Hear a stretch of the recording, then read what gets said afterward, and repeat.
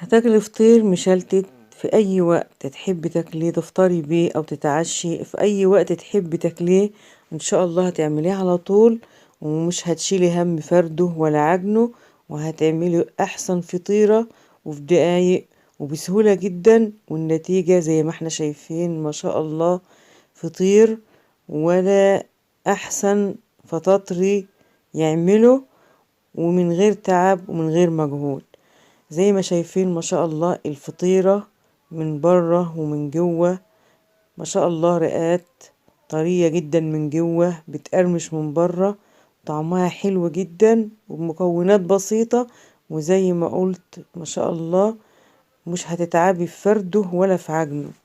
شوفوا ما شاء الله الرقات وشكل الفطيرة زي الورد من بره ومن جوه رقات ومش معجنة، وفي نفس الوقت الرقات طرية وحلوة قوي قوي، وما خدتش مننا سمنة كتير. وهنشوف الوقت المقادير ومكونات الفطيرة هتعجبك جدا. وان شاء الله لما تشوفيها وتشوفي ازاي اتعملت واتعملت من ايه هتعملها على طول، لانها زي ما قلت مش متعبة وبمقادير موجودة في كل بيت.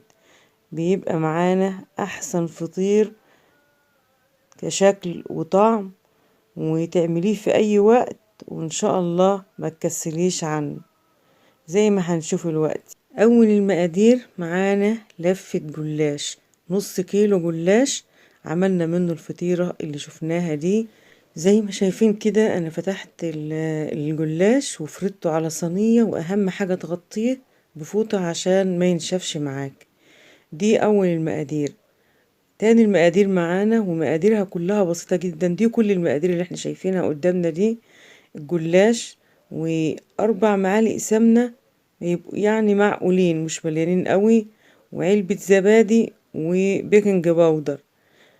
هنسيح السمنة وناخد منها الاول قبل ما نضيف باقي الاضافات.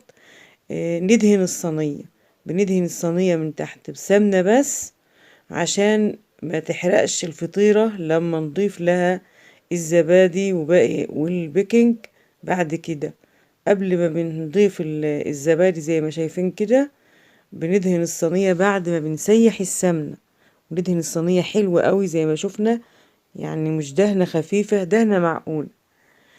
وبننزل الزبادي على باقي السمنة من 4 معالق اللي سيحناهم، وبنخلط الزبادي بالسمنة لما بننعمها كويس، وبننزل عليهم بمعلقة صغيرة بيكنج باودر. بنخلط كل المقادير السمنة بالبيكنج والزبادي بنخلطهم كويس جدا. شايفين هنا لما حطينا البيكنج عشان السمنة كانت لسه دافية شوية عمل فوران زي ما شفنا كده. وما بنحطش زيت على السمنة، يعني بنعمل سمنة بس ما بنضيفش زيت ابدا مع الجلاش.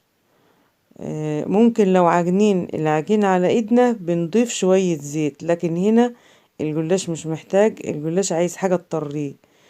بعد ما بندهن الصينية وبنخلط المكونات اللي شفناها بنبتدي نفرد في الفطيرة اللي هي من الجلاش، وبناخد رقتين رقتين وبنفردهم وبنخرج تلت الرقتين اللي بناخدهم على حافية الصينية من بره. وكل ما بنحط رقتين بندهن كويس من الخلطة اللي عملناها دي اللي هي السمنة والزبادي والبيكنج وبالفرشة برضو بنحاول ندهن الحتة اللي خرجناها بره الصينية عشان ما تنشفش، على بال ما نخلص كل الفطيرة معانا ما تكونش الحافية من بره نشفت ونيجي نقلبها تتكسر معانا. وان هنا ببين لو معانا يعني جلاش اتقطع ولا حاجة ما تخافيش وما تقلقيش، بتحطيه في النص بعد ما بتفردي داير الصينية كله. اي جلاش متقطع معاكي بتحطيه في نص الفطيرة وبيبقى حلو وما بيبقاش يعني عائق ولا حاجة، فبتبقى معانا الفطيرة وكأن مفيش فيها حاجة متقطعة. بعد ما بنفرد دواير الصينية كلها وزي ما قلنا كده كل ما بنحط رقتين بندهن من الخليط اللي عاملينه الزبادي طبعا عشان يطري الفطير، والسمنة معاه، والبيكنج عشان يديلها يعني ارتفاع شوية تبقى الرقات مفصولة زي ما هنشوف بعد كده ان شاء الله، او زي ما شفنا في الاول. كل ما بنحط رقة بندهن. بعد ما بنلف داير الصينية كله، المتبقي من الجلاش بنحطه جوه الصينية، بنرصه جوه الصينية، وكل ما بننزل برقة او رقتين بندهن. وبنعمل حسابنا بنسيب 4 ورقات من الفطيرة اللي هي نص كيلو، بنسيب منهم 4 ورقات، وهنشوف الوقت هنعمل ايه. ولو الفطيرة اكبر شوية بنسيب اكتر من كده، عشان بعد كده ان شاء الله هنشوف هنعمل ايه بيهم. وبعد ما خلصنا كل الجلاش وحطينا الجلاش بعد داير الصينية في النص، بنقلب الأطراف اللي احنا نزلناها في داير الصينية، بنقلبها داخل الصينية على وش الفطيرة. وأهم حاجة كل رقة بنقلبها بندهن زي ما شفنا. وبعد ما قلبنا كل الأطراف اللي كانت بره الصينية على وش الفطيرة، ال4 ورقات اللي أنا قلت عليهم هنسيبهم من لفة الجلاش، بنفردهم على وش الصينية، وبندخل كل حرف رقة جلاش تحت الفطيرة من الطرف، أو من حرف الفطيرة من داير الصينية. بننزل الجلاشة اللي بنحطها، أو رقة الجلاشة اللي بنحطها على الوش زي ما شايفين كده، بندخلها تحت الحرف، من تحت حرف الفطيرة، عشان نظبط وش الفطيرة وما يبقاش منها من الأطراف حاجة مفتوحة، كأنها فطيرة عجنينها وفردينها بالظبط زي ما شايفين. وبنيجي على الوش، وش الفطيرة من فوق، وبندهن سمنة بس، زي ما دهنا الصينية من تحت الفطيرة، بندهن وش الفطيرة من فوق سمنة بس، مش سمنة وزبادي وبيكنج، عشان برضو ما يلطعش وش الفطيرة ويغمق اللون. وبعد ما دهنتها سمنة، رشيت على الوش سمسم، والسمسم ده اختياري طبعا. وبعدها بنحطها في الفرن. ما شاء الله ده شكل الفطيرة بعد ما دخلت الفرن. وشفنا كمان الفطيرة من تحت لونها زي الفل. وهنا الفطيرة بعد ما خرجت وهي سخنة غطيتها بكيس، وبعد الكيس بتحط عليها فوطة عشان تطرى معاكي وتبقى كأنها فطيرة عجناها وفردها بالظبط، لان احنا عارفين الجلاش بيبقى خفيف فبينشف بسرعة. هنا ظهر الفطيرة ما شاء الله احمر وزي الفل، والوش كمان ورد قدامنا اهو ما شاء الله.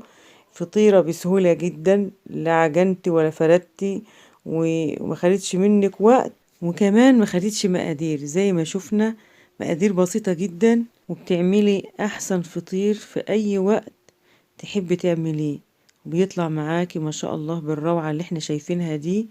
وش الفطيرة وظهرها كمان ما شاء الله زي ما مثل كده بيقول جلاش. وشكل الفطيرة من جوه ما شاء الله رقات وطرية من جوه، ومن جوه ومن بره مقرمشة، والشكل كله على بعضه يفتح النفس ويشجع انك تعمليها في اي وقت، لانها لا هتكلفنا مقادير ولا بتاخد مجهود. وبعدين مين قال ان الجلاش بس للحلويات او للحمة زي ما بنعمله ونحشيه اللحمة؟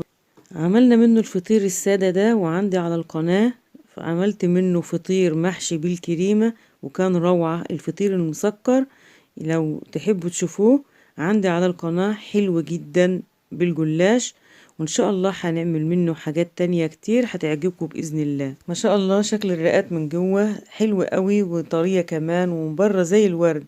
والسمسم إضافة تحب تضيفيها أو لا على حسب رغبتك. أنا بحب السمسم، ضيفته بيدي شكل وريحة وطعم كمان. فطيرة الجلاش بالسمسم بأقل مجهود ومقادير. والسلام عليكم ورحمة الله.